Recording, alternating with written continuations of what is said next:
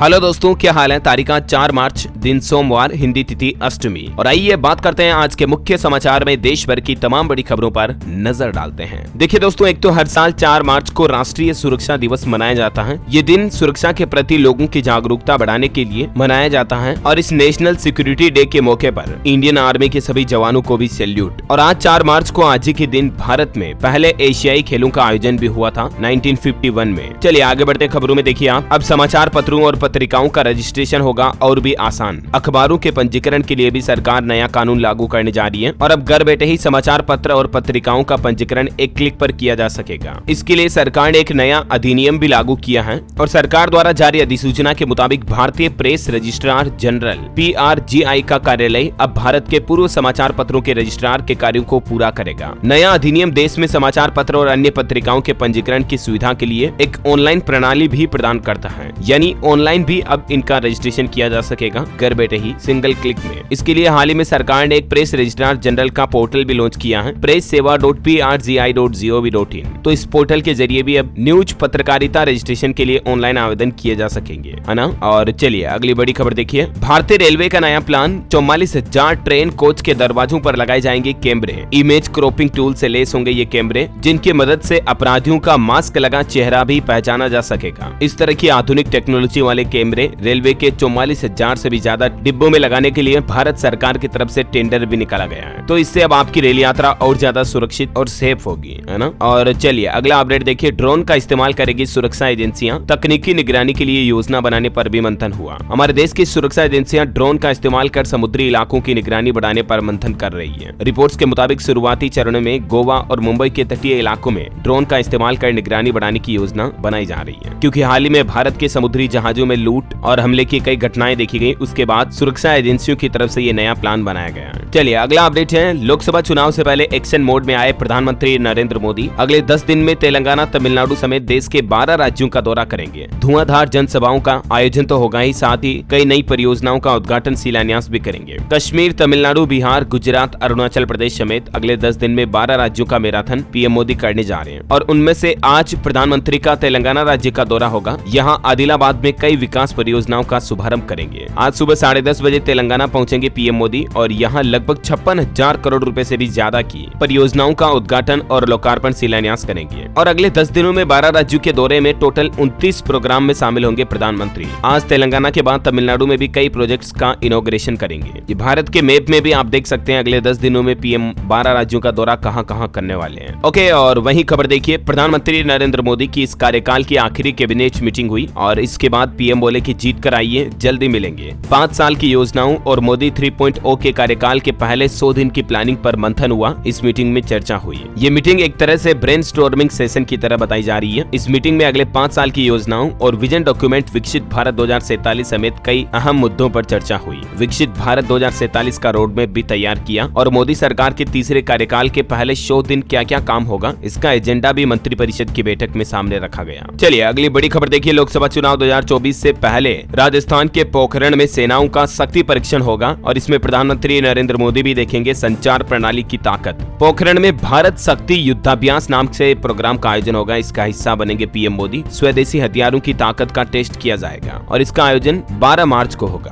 वही दोस्तों, आज रक्षा मंत्री राजनाथ सिंह सोमवार को डीफ कनेक्ट 2024 का उद्घाटन करने जा रहे हैं। Innovation for defence excellence defence innovation organisation मोनेकसा सेंटर में ये डीफ कनेक्ट 2024 का आयोजन किया जा रहा है और इस डीफ कनेक्ट 2024 देश के रक्षा नवाचार परिदृश्य में एक महत्वपूर्ण मील का पत्थर साबित होगा और इसमें और क्या क्या प्रोग्राम होंगे, डिटेल आप देख सकते हैं। चलिए बड़ी खबर देखिए। किसान भाई लोगों ने दिल्ली कूच का ऐलान कर ही दिया है। 6 मार्च को बिना ट्रैक्टर ट्रॉली दिल्ली कूच करेंगे किसान भाई लोग और 10 मार्च को 3 घंटे के लिए ट्रेनों पर रोक भी लगाएंगे। आखिरकार किसान आंदोलन के कुछ दिन शांत रहने के बाद अब किसानों ने एक नई रणनीति बनाई है। 6 मार्च को दिल्ली तो जाएंगे लेकिन बिना ट्रैक्टर ट्रॉलियों के। 10 तारीख को ट्रेनें रोकेंगे। किसानों की मीटिंग में पंदेर बोले कि देश भर से किसान आएंगे, पंजाब वाले शंभू खनौरी बॉर्डर पर ही बैठेंगे और वहीं से 6 मार्च को किसान फिर दिल्ली कूच का ऐलान करेंगे। 10 मार्च को दोपहर 12 से 4 बजे तक देश भर में ट्रेनें भी रोकी जाएगी, है ना। तो कुछ यूं आगे का प्लान बनाया है किसानों ने। और वहीं देखिए दोस्तों, टेक्नोलॉजी से एक अच्छा अपडेट आ रहा। अब फ्लिपकार्ट से भी आप पैसे ट्रांसफर कर पाएंगे। कंपनी ने यूपीआई सर्विस शुरू कर दी है और फ्लिपकार्ट पर पहले ऑर्डर पर यूपीआई पेमेंट करने पर आपको 25 रुपए का डिस्काउंट भी मिल रहा है। और फ्लिपकार्ट ऑनलाइन शॉपिंग के दौरान भी अब आपको थर्ड पार्टी से पेमेंट करने करने की जरूरत नहीं पड़ेगी क्योंकि प्लेटफॉर्म ने अपना खुद का यूपीआई सिस्टम लॉन्च कर दिया है आरबीआई से मंजूरी मिलने के बाद। चलिए खबर है दोस्तों, इंडियन नेवी परसों 6 मार्च को नए MH-60R सीहोक हेलीकॉप्टर शामिल करेगी अपने बेड़े में और इससे भारतीय सेना की ताकत और बढ़ेगी। एक दुख भरी खबर देखिए आप, भारतीय नौसेना के जहाज से जम्मू कश्मीर का नौसैनिक लापता है। पिछले 6 दिन से उसका कोई सुराग नहीं मिला। कोच्चि से 25 फरवरी को रवाना हुआ था शिप, लेकिन उस शिप से हमारी इंडियन नेवी का ये सैनिक साहिल कहाँ गया इसका अभी तक कोई पता नहीं चल पाया है। 25 फरवरी को आखिरी बार दिखे थे साहिल। और वहीं देखिए जम्मू कश्मीर में साल 2027 तक स्थापित किए जाएंगे 2000 स्टार्टअप्स। नई स्टार्टअप नीति का शुभारंभ किया गया जम्मू एंड कश्मीर में और ये नई नीति छात्रों महिलाओं को उद्यमिता सुविधाएं प्रदान करने के साथ ही सरकारी, निजी और उच्च निवल मूल्य वाले व्यक्तियों के माध्यम से उद्यमियों को सहायता प्रदान करेगी। एटलीस्ट जम्मू कश्मीर में नए नए बिजनेस स्थापित किए जाएंगे। इससे युवाओं के लिए रोजगार बढ़ेगा, नई नई अपॉर्चुनिटी मिलेगी और जम्मू कश्मीर का विकास भी होगा। उपराज्यपाल मनोज सिन्हा का कहना है कि नई जम्मू कश्मीर स्टार्टअप नीति 2024-27 अन्वेषकों को पेटेंट से संबंधित सहायता भी प्रदान करेगी। ओके, और अगला अपडेट देखिए,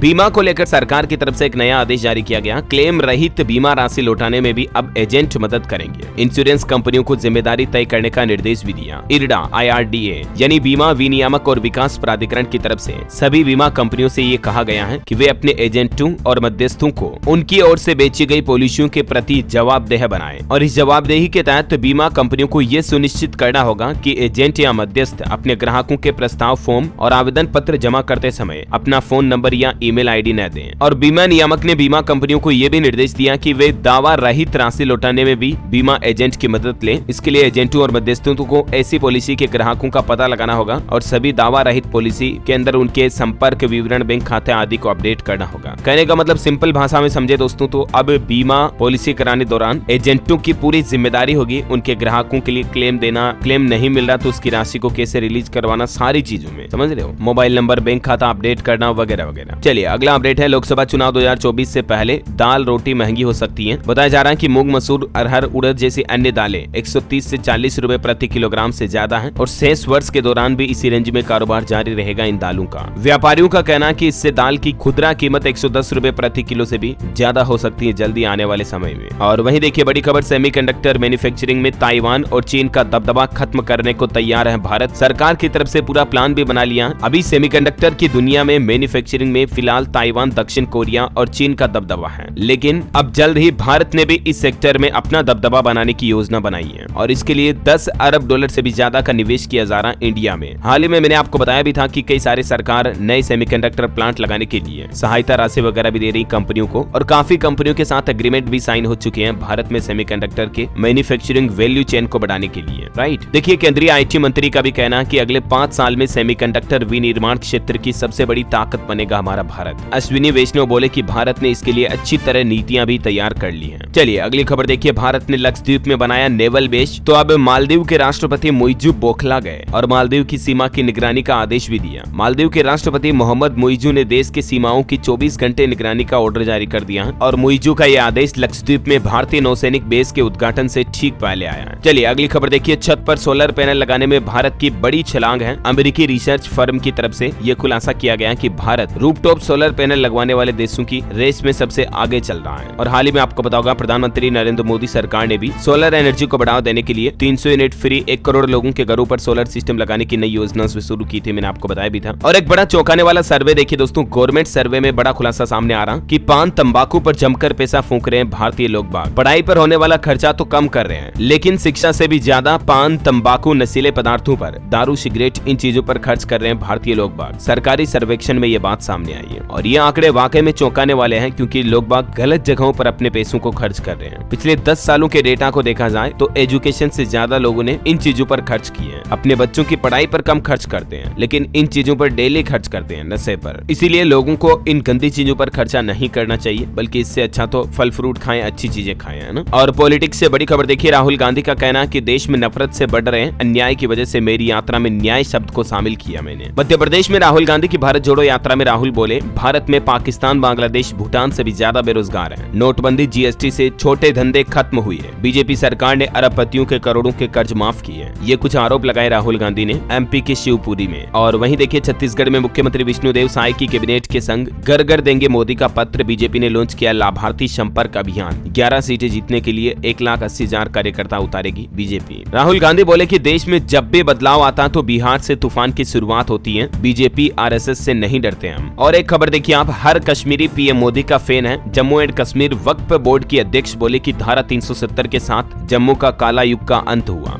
और कलकत्ता हाईकोर्ट के जज ने भी राजनीति में आने की घोषणा की तो भाजपा कांग्रेस दोनों ने उनका स्वागत भी किया। साथ ही भारतीय वैज्ञानिकों ने मोदी सरकार पर वैज्ञानिक सोच घटाने, झूठे नैरेटिव को बढ़ावा देने का आरोप भी लगाया। All India people's science network के बैनर तले 100 से ज्यादा वैज्ञानिकों ने यह बयान जारी करते हुए केंद्र सरकार को आरोपित किया। और पॉलिटिक्स से एक अंतिम खबर है, भाजपा को तीसरी बार जिताने के लिए अमेरिकी कार्यकर्ताओं की भी कोशिशें हैं। Overseas friends of BJP Bharat में 25 लाख कॉल करेगा और कहेगा कि फिर मोदी सरकार बनाए। यानी अमेरिका भी इस बार बीजेपी को इलेक्शन में सपोर्ट करेगा। बहरहाल अभी तो कुछ और महत्वपूर्ण और काम की खबरें देखेंगे दोस्तों, लेकिन खबरों में आगे बढ़े इससे पहले आज के मौसम समाचार पर नजर डाल लेते हैं। देखिए जम्मू कश्मीर में लैंडस्लाइड हुआ, महिला और 3 बच्चों की मौत हो गई। उत्तर प्रदेश में आंधी बरसात में भी 3 लोगों की जान चली गई। हरियाणा, पंजाब और एमपी यानी मध्य प्रदेश में भी ओले गिरे। यूपी में देखिए बेमौसम बरसात और ओलावृष्टि से फसलों को भी भारी नुकसान हुआ। आकाशीय बिजली ने 8 लोगों की जान ले ली। देखिए उत्तर प्रदेश लखनऊ में ओले गिरे, गड्ढे में कार गिरी। पिछले 36 घंटों के दौरान उत्तर प्रदेश में बारिश, बिजली गिरने की अलग अलग घटनाओं में 8 लोगों की मौत होने की खबर है। 10 जिलों में अभी बरसात तगड़ी बरस रही है यूपी में। और अभी भी अगले 12 से 24 घंटों के दौरान अलर्ट जारी कर रखा मौसम विभाग ने बारिश का। मध्य प्रदेश में मौसम का हाल देखिए, भोपाल समेत 20 जिलों में बारिश हुई, 8 जिलों में ओले गिरे, आज भी अलर्ट है। एमपी के दतिया, रीवा, चित्रकूट समेत कई इलाकों में बारिश, ओले गिरने की घटनाएं देखी गई। गुना में ओलावृष्टि से फसलों को भारी नुकसान भी हुआ। पीड़ित किसानों ने कई जगहों पर चक्का जाम भी किया। राजस्थान के भी 6 जिलों में आज बारिश का अलर्ट है। माउंट आबू में पारा फिर से माइनस में पहुंचा। श्रीगंगानगर में पेड़ पौधों पर ओस भी जमी। हरियाणा, पंजाब में देखिए बारिश के साथ ओले गिरे। हिमाचल में 2.5 फीट तक बर्फ गिरी। मार्च ठंडा रहेगा, सामान्य से कम ही बारिश होगी मार्च में हालांकि, लेकिन हिमाचल, पंजाब में भी बारिश, ओलावृष्टि से फसलों को तगड़ा नुकसान हो रहा है। किसानों की स्पेशल गिरदावरी की मांग की गई। और वहीं झारखंड में भी देखिए दोस्तों कई जिलों में बादल छाए रहे, बारिश की संभावना आज भी। रांची में 6 मार्च तक बादल छाए रहेंगे, ओलावृष्टि के भी आसार देखने को मिलेंगे।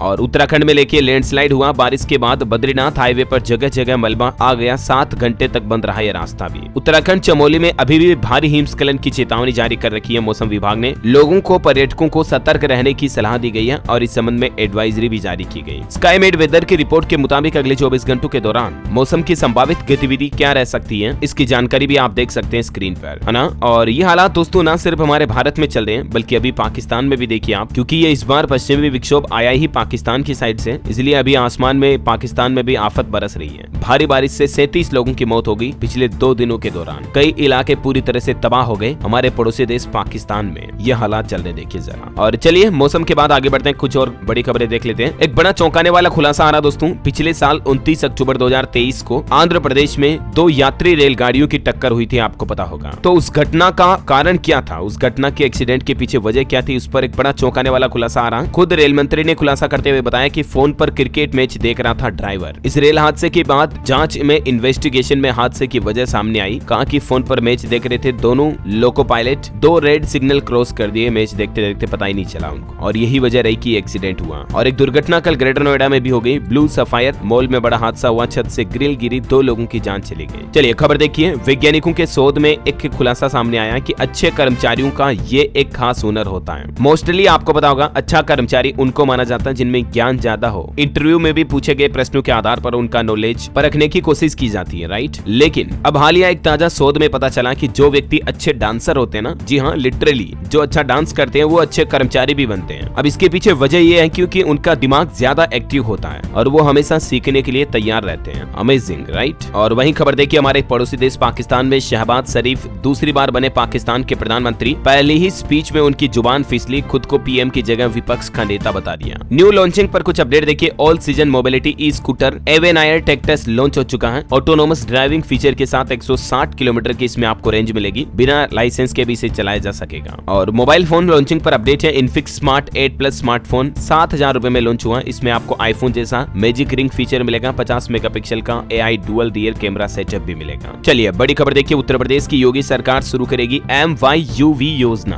और इस योजना के जरिए युवाओं को 5 लाख लाख रुपए तक का इंटरेस्ट फ्री यानी कि ब्याज मुक्त लोन दिया जाएगा। आइए जान लेते हैं कि आखिर कौन युवा इस योजना का फायदा उठा पाएंगे। तो सबसे पहले तो समझिए MYUV का मतलब है माई युवा से ये शब्द बना है और इसका फुल फॉर्म है मुख्यमंत्री युवा उद्यमी विकास अभियान। सीएम योगी आदित्यनाथ जल्द ही प्रदेश के युवाओं में उद्यमिता बढ़ाने के लिए ये नई योजना शुरू करेंगे और इसका मकसद है प्रदेश में सूक्ष्म लघु और मध्यम MSME को बढ़ावा देना। इस योजना के तहत युवाओं को तुरंत 5 लाख रुपए तक का इंटरेस्ट फ्री लोन मिलेगा। सरकार का कहना है कि योजना के जरिए कुशल युवाओं को सशक्त स्वरोजगार के अवसर MSME स्थापना सेवा को बढ़ावा देने के लिए ये नई योजना शुरू की जा रही है। और इससे किन किन युवाओं को ये माई युवा योजना का फायदा मिलेगा जिसकी डिटेल भी आप देख सकते हैं। इसके लिए कुछ नियम और शर्तें हैं। और वहीं यूपी में खतौनी को लेकर भी एक बड़ी खुशखबरी आई है। अब बड़ी आसानी से कर सकेंगे खतौनी, इस संबंध में आदेश भी जारी किए गए। अभी खतौनी व नकल प्राप्त करने के लिए काश्तकारों को खिड़की पर लाइन में लगना पड़ता था, लेकिन अब डिजिटल ऑनलाइन पेमेंट करके खतौनी प्राप्त की जा सकेगी। कंप्यूटर कक्ष में नियुक्त राजस्व कर्मी कुंवर बहादुर पाल का यह कहना है कि यूपी में राजस्व विभाग की तरफ से ये नई व्यवस्था की जा रही है। तहसील में स्थापित खतौनी की सुविधा अब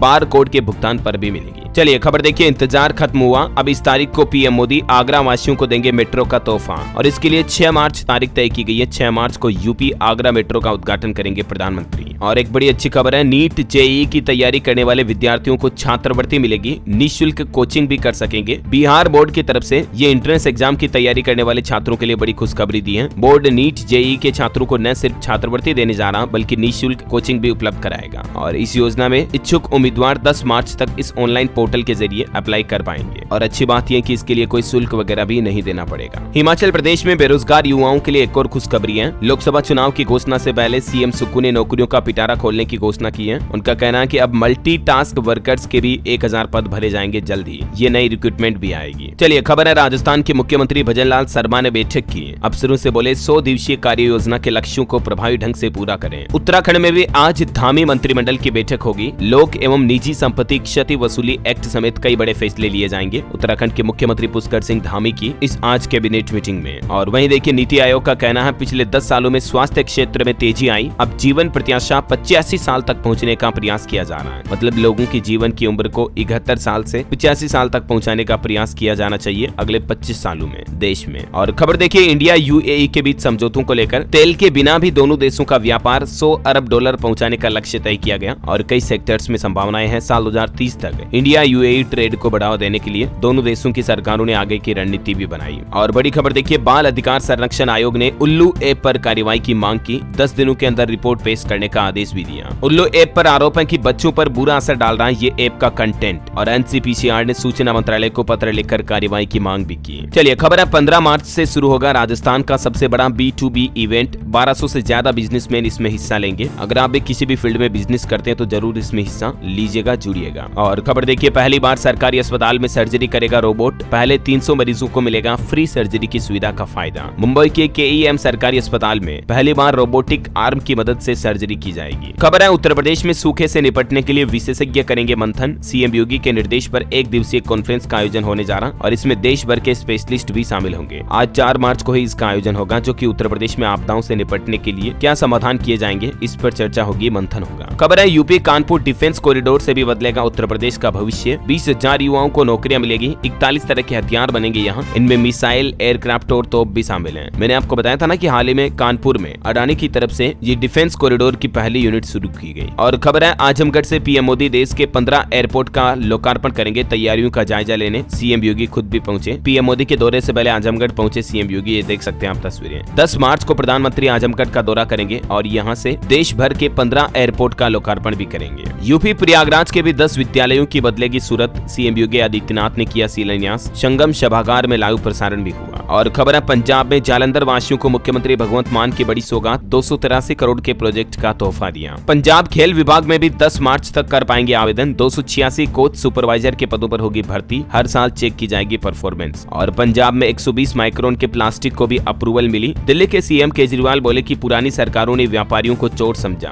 भगवंत मान कैप्टन परवर से भिखारी कहा। तो यूं कुछ पंजाब की पॉलिटिक्स का माहौल चल रहा है। इस बीच पंजाब लुधियाना में 13 स्कूल ऑफ एमिनेंस का उद्घाटन किया गया। केजरीवाल ने कहा शिक्षा से ही गरीबी दूर होगी। और खबर देखिए, बिहार में बीजेपी के विधायक समेत 4 नेता कोरोना संक्रमित हो गए। प्रधानमंत्री से मिलने की इन्हें फिर इजाजत नहीं मिली। गया एयरपोर्ट पर इनकी जांच की गई तो ये कोरोना पॉजिटिव पाए गए। और देखिए 5 फरवरी को बिहार आएंगे देश की वित्त मंत्री निर्मला सीतारमण भी। सांसद राजीव प्रताप रूडी बोले कि केंद्र की योजनाओं की लेंगी जानकारी। और चलिए एजुकेशन पर कुछ अपडेट देखिए। रेलवे प्रोटेक्शन फोर्स में एसआई एवं कांस्टेबल पोस्ट के लिए आवेदन 15 अप्रैल से शुरू होंगे। 4660 पदों पर होगी नियुक्तियां। मध्य प्रदेश शिक्षा विभाग ने आरटीई के तहत आवेदन की अंतिम तिथि को बढ़ाकर 5 मार्च तक फॉर्म भरने का मौका दिया गरीब छात्र छात्राओं के लिए। और अंतर्राष्ट्रीय न्यूज पर बड़ी खबर देखिए, गाजा में 22 लाख लोग भूखमरी की कगार पर हैं। अमेरिका ने खाने के पैकेट पैराशूट से गिराए। समुद्र में भी उतर पड़े हजारों फिलिस्तीनी। ये देख सकते हैं आप तस्वीरें कि लोग बाग खाने के लिए कितने तरस रहे गाजा में, क्योंकि इजराइल हमास जंग जो चल रही है ना, उसके बाद गाजा के लोगों के हालात काफी खराब चल रहे हैं। हालात तो ये कि अब सड़कों पर अस्पताल लगाए गए, टेंट लगाकर मरीजों का इलाज किया जा रहा है गाजा में। वही खबर है कि पाकिस्तान समेत 10 देशों के प्रवासियों को भी निकालेगा फ्रांस। ये शरण के बहाने घुसपैठ कर रहे हैं, दंगे हमलों को बढ़ावा देते हैं और इसलिए इन्हें देश निकाला दिया जाएगा। खबर है लाल सागर में हुतियों के हमले के बाद जहाज डूबा। 13 दिन पहले यमन के पास मिसाइल अटैक हुआ था। ब्रिटेन ने क्रू को रेस्क्यू भी किया। अनंत राधिका प्री वेडिंग सेलिब्रेशन के तीसरे दिन की कुछ तस्वीरें देखिए आप। महाआरती के दौरान साथ दिखा अंबानी परिवार। राधिका ने अनंत के लिए डांस भी किया। अनंत राधिका की प्री वेडिंग गेस्ट ने वनतारा में लंच किया। चूल्हे की रोटियां परोसी गई। बिल गेट्स ने लाइफ टाइम इवेंट बताया। ये और भी बॉलीवुड स्टार्स वगैरह की तस्वीरें आप देख सकते हैं। ये सब कुछ वनतारा प्रोजेक्ट एरिया के अंदर ही है। और बॉलीवुड से खबर है, आर्टिकल 370 फिल्म का ग्लोबल कलेक्शन 64 करोड़ 34 लाख रुपए हुआ। और अंत में आज के राशिफल पर नजर डाले दोस्तों तो देखिए आप, वृष राशि वालों को उम्मीद से ज्यादा फायदा मिल सकता है आज। कर्क राशि के लोगों के इनकम सोर्स बढ़ेंगे। कन्या राशि के लोगों की कड़ी मेहनत सफल होगी। मीन राशि के लोग जीवन में संतुलन बनाए रखें तो फायदा होगा। और इस सप्ताह 9 मार्च तक कुंभ राशि के लोगों को सितारों का साथ मिलेगा। मीन राशि वालों के लिए भी ये काफी फायदेमंद सप्ताह रहेगा, है ना। और दोस्तों आप मुझे कमेंट करके बताइए कि भारत में वनतारा प्रोजेक्ट किसके द्वारा लॉन्च किया गया। कमेंट में लिखना आपको उनका नाम। और साथ ही अगर आपको ये वीडियो अच्छा लगा तो इसे लाइक करना, शेयर भी करना। DLS न्यूज चैनल को सब्सक्राइब करके बेल आइकन जरूर दबा देना, ताकि आप रोजाना ऐसे इन्फॉर्मेटिव काम की खबरें तुरंत अपने मोबाइल पर देख पाएंगे। जय हिंद, जय भारत, वंदे मातरम।